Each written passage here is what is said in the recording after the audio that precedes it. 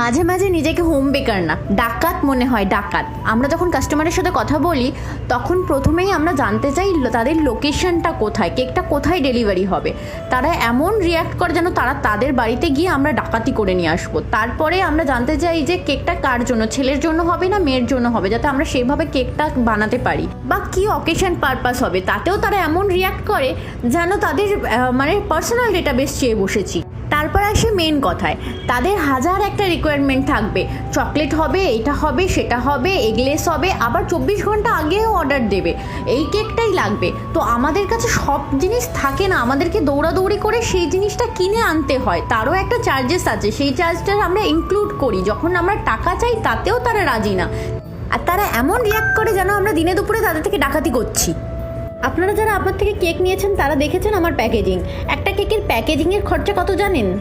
একটা single cake মেকিংয়ের costing কত পড়ে সেটা জানেন?